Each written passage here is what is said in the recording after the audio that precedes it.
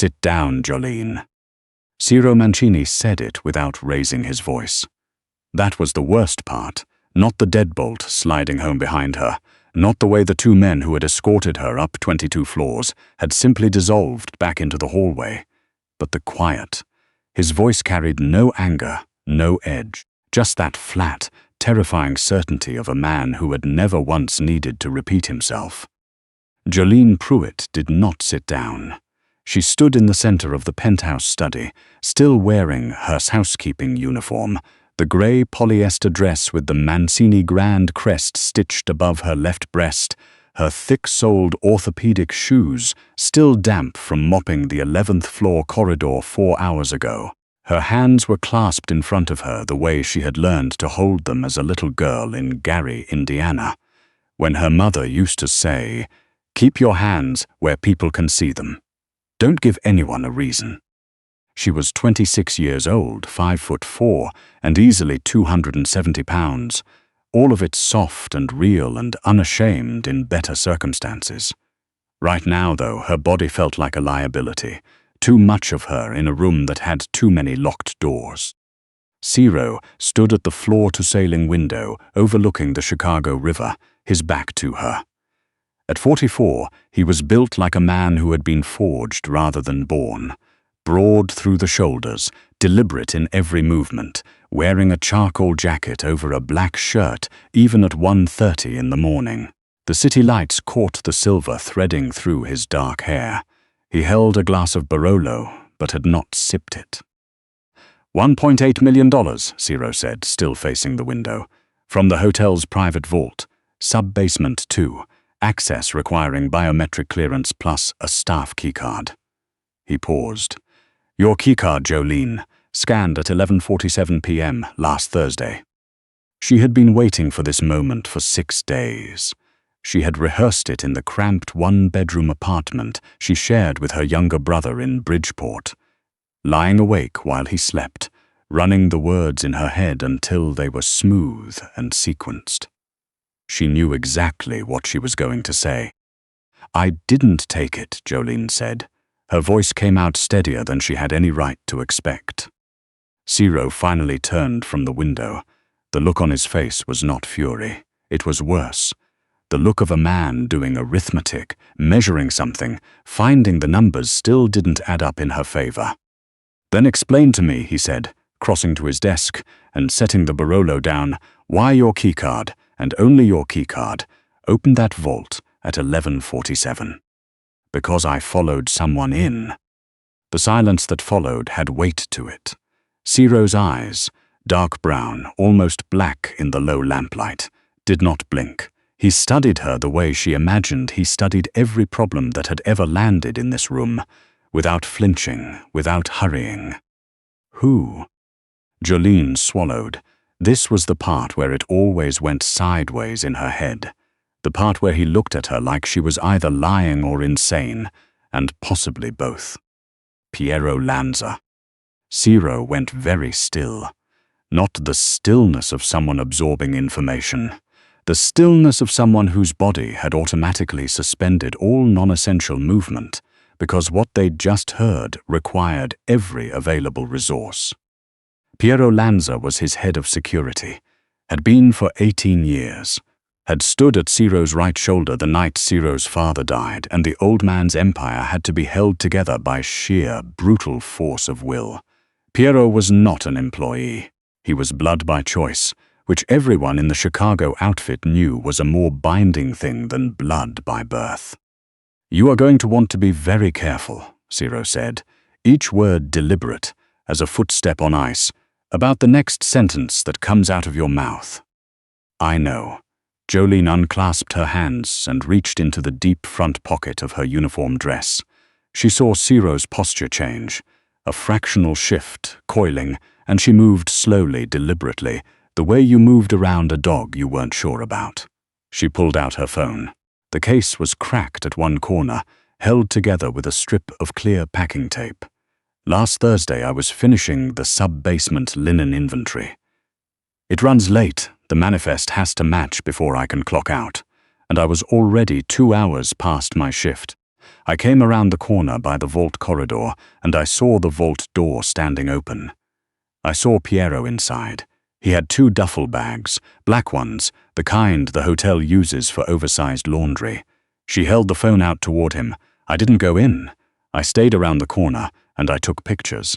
12 of them. I have the timestamps. I have the angles. You can see the vault number on the wall panel. You can see his face. And I have the bags. Ciro did not take the phone immediately. He looked at it, then at her. You photographed my head of security inside my own vault. Yes, sir. And instead of coming to me— With what? Jolene said. And right there was the part where her composure cracked slightly, not from fear but from the particular exhaustion of a woman who had spent her whole life doing the right thing in situations designed to punish people who did the right thing. I'm the housekeeper, Mr. Mancini. I have been cleaning this hotel for 3 years. I make $17 an hour. I take the red line home at 2 in the morning, and I don't own a single thing that costs more than $100. Piero Lanza has been with you for 18 years. If I walked into your office on Friday morning and told you your head of security was robbing your vault, what exactly did you think was going to happen to me before anyone looked at a single photograph? The room was quiet enough that she could hear the low hiss of the climate control system. Ciro reached across the desk and took the phone from her hand. His fingers were warm where they brushed hers. He looked at the photographs, scrolling slowly, the blue-white screen light catching the sharp angles of his face. The strong jaw, the old scar along his left cheekbone that she had noticed the first week she worked here and had never quite stopped noticing. He stopped on one image, zoomed in. Jolene knew which one it was without looking, the one where Piero had turned slightly and his face was full on in the frame. And you could also see what he was doing with his own phone, photographing the vault's interior panel, the routing codes for the cash transfers, the access logs. The money, Ciro said. Where is it now? I moved it. Jolene squared her shoulders. I know how that sounds. But it hadn't left the building yet. The bags were still in the vault when I checked the next morning. I think he was waiting for a window. So I used my keycard. I have vault access for linen exchange inventory. It's written into my job description.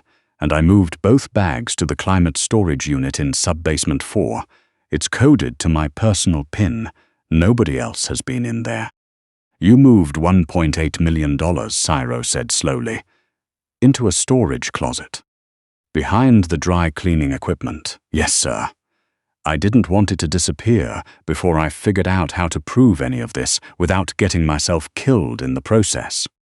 Something moved across Ciro's expression. It was fast and gone before she could name it, but for just a fraction of a second it looked less like calculation and more like something else entirely. The photographs are backed up, Jolene added. Cloud storage, encrypted. The moment that app detects my phone hasn't checked in for 48 hours, it auto-forwards everything to an attorney in Indianapolis with instructions to take it straight to the federal field office. She met his eyes directly. I wasn't born yesterday, Mr. Mancini. I might be your housekeeper, but I am not stupid. No, Ciro said quietly, you are absolutely not stupid. He set her phone on the desk. He was still looking at it when the service corridor door, set flush into the east wall, used exclusively by senior security personnel with override access, a door Jolene had noted on her first week and had always kept away from on instinct, opened without a sound. Piero Lanza stepped into the room. He was 61, slight, silver-haired, with a face that had always reminded Jolene of a retired professor. The kind of man you sat next to on an airplane and talked to for 4 hours without feeling even a flicker of unease. He was holding a suppressed pistol with the casual ease of someone who had been holding firearms since before Jolene was born. I got a notification, Piero said, addressing Ciro as though Jolene were furniture. The Vault Inventory app flagged a cross-check discrepancy 40 minutes ago. Someone queried the access logs. His eyes moved to Jolene then, and they were entirely without warmth. The eyes of a man who had already done the math and arrived at a very simple answer. I should have handled this the morning after. My mistake. Piero. Ciro's voice dropped to something that barely qualified as sound. He stepped sideways, slow, deliberate, putting himself between the gun and Jolene. Put it down. I can't do that, Ciro. Piero's tone was almost sad. I've been building this arrangement for 2 years. The Kozlov crew out of Detroit has been patient, but they are not infinitely patient. They want the port access. They want the cargo manifests. They need operating capital to move, and that capital was sitting in your vault growing nothing. He spread his free hand in a gesture of tired reasonableness. You won't expand. You won't modernize. You run this outfit like your father ran it in 1987, and the world has changed, and I am 61 years old, and I am done waiting for you to evolve. You put a deal together with Detroit, Ciro said, behind my back. For your own good. And the money was going to be the Kozlov crew's buy-in. Piero glanced at Jolene again, until your housekeeper decided to play detective. The pistol rose slightly. Step aside, Ciro. This doesn't have to touch you. Let me clean it up and we move forward. You pull that trigger, Ciro said, his voice dropping another register entirely. And the only place you are going is into the Chicago River in pieces. I'm already a dead man if the Kozlovs don't get their money. Piero's finger moved to the trigger. So let's just... Jolene stopped thinking. It was not a decision. It was the same deep, animal thing that had made her drag her little brother out of a burning apartment in Bridgeport when she was 19 years old. The thing that activates below the level of language when the calculus is simple enough. Something she cared about was in danger, and she was the only obstacle between it and the damage. The study had a reading table against the north wall. On it sat a pair of architectural bookends, solid black granite, the kind that cost more than her monthly rent. She had dusted them every Tuesday for 3 years. Her left hand closed around one. She had 270 pounds of weight, broad shoulders, and the forearm strength of a woman who pushed an industrial housekeeping cart across marble floors for 8 hours a day. She pivoted on her thick-soled shoe and hurled the bookend directly at Piero Lanza's face. He flinched, just enough. The granite caught him across the right shoulder and temple instead of dead center, and the pistol discharged into the ceiling, a muffled crack that sent plaster dust sifting down around them like fine snow. Piero staggered sideways into the bookshelf. Jolene did not stop. She crossed the room and hit him like a door slamming shut, her full weight, all of it, driving her shoulder into his chest and slamming him back into the shelving unit.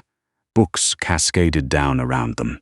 Piero clawed at her arms, her uniform, her hair, and she drove her knee into his thigh and grabbed his gun wrist with both hands, thumb to the back of the hand, twist down and out, the way her cousin had taught her one Sunday afternoon in a parking lot in Gary when she was 17. And Piero screamed and the pistol hit the Persian rug with a dull, heavy thud. Jolene. Ciro was already there. He hauled Piero up by the lapels of his jacket and put him into the wall with a force that shook the window panes. What happened next was not something Jolene watched closely. She was on her knees on the rug, picking up the pistol with 2 careful fingers and setting it on the edge of the desk, her hands shaking badly now, the adrenaline converting itself on the back end into something that felt dangerously close to crying, which she was absolutely not going to do. When she stood up, Piero was face down on the floor with his wrists bound behind him. She hadn't even seen Ciro produce the zip ties, and Ciro was on his phone, issuing instructions in the low, rapid cadence she recognized as the voice he used when things were being handled permanently and quietly. He hung up, he turned around. His jacket was torn at the shoulder. There was a shallow cut along his jaw from flying plaster or shelving debris, blood wicking into the collar of his black shirt in a dark, spreading stain. He stood in the middle of his wrecked study and looked at Jolene the way she had never, not in 3 years of mopping his floors and ironing his curtains and going entirely unseen in this building, been looked at. Like she was something. "You're bleeding," Jolene said. "It's nothing. You should let someone look at it." Jolene. She stopped talking. Ciro crossed the room and stopped in front of her. He was close enough that she had to tilt her chin up to see his face, which was unusual because most men her height still felt like eye level. He raised one hand and she went very still, but he only pressed his palm gently to the side of her face, his thumb moving along her cheekbone, checking something she couldn't see. "You threw a granite bookend at a man holding a loaded weapon," he said. "It was the heaviest thing I could reach. You could have been shot." "So could you." Jolene held his gaze. That was the part I was trying to stop. The silence stretched between them, and it was different from the silence at the beginning of the night. The first silence had been made of threat and arithmetic. This one was made of something she didn't have a name for yet, something that pressed against the inside of her chest and asked her a question she wasn't ready to answer. Ciro's hand had not moved from her face. 3 years, he said. "You have worked in this building for 3 years." "Yes, sir." "And you built all of this, the documentation, the backup, the dead man's switch, in 6 days by yourself, while continuing to show up to work every morning." "I needed the paycheck," Jolene said honestly. Something broke open in his expression then. Not dramatically, not the way it happened in the movies she used to watch on her phone during her lunch break. It was quieter than that. The way a lock sounds when it finally opens after a long time of resistance. He laughed, a real sound, short and low, and startled out of him against his will. It transformed his face entirely for the 3 seconds it lasted, and she filed it away somewhere she intended to return to later and examine carefully. "The Kozlov situation will be handled tonight," Ciro said, the laughter gone, but something still loosened in his face. Whatever arrangement Piero thought he had negotiated dies in this room. But there is a problem that remains. "There's always a larger problem," Jolene said. "The person who knows the location of $1.8 million in syndicate capital and the content of Piero Lanza's communications with Detroit is not safe in a 1-bedroom apartment in Bridgeport." Ciro held her gaze without flinching. "You are done taking the red line home at 2 in the morning. You are done cleaning hotel rooms." She looked at him. "Every operation I run moves through financial logistics that currently has no oversight I actually trust. You found a 2-year scheme that my best people missed. You documented it, secured it, and built a contingency that would have destroyed Piero Lanza from beyond your own grave." He tilted his head slightly. "I have a use for a mind like that, Jolene. A formal one with a salary that does not begin with $17. She was quiet for a moment, her hands still trembling faintly at her sides. "And if I say no? Then I arrange for your safety regardless, and you go live your life." He said it simply, without manipulation, without the edge of a threat buried underneath. "But I don't think you're going to say no." She looked around the wrecked study, the broken shelving, the unconscious man on the floor, the granite bookend resting in a pile of scattered books, the city spread out beyond the glass in every direction, glittering and indifferent and enormous. She looked back at Ciro Mancini, who was still holding his palm against her cheek with a gentleness that seemed to cost him something real. "My brother," she said, "he can't be left alone in that apartment." "He won't be. And I want the terms in writing, a real contract. I've seen enough of how this works to know that handshakes are for people who can afford the risk." The thing in Ciro's expression, already changed, already broken open, shifted further. His thumb traced the line of her jaw like he was memorizing something. In writing, he agreed, every word. Then I'm not saying no. He did not kiss her then. He simply stood there, his hand warm against the side of her face, his dark eyes holding hers in the ruined room, the city lights catching the silver in his hair. And for the first time in 26.5 years, Jolene Pruitt felt like the most important person in whatever room she happened to be standing in. Not despite everything she was, because of it. Every pound and every scar and every hard-earned dollar and every 2 a.m. train ride home, everything that had made her exactly the kind of woman who could walk into a room like this one and walk back out of it still standing. She had come in as the housekeeper. She was leaving as something the city of Chicago had not yet found a word for, and this time she was the one deciding whether the door stayed open.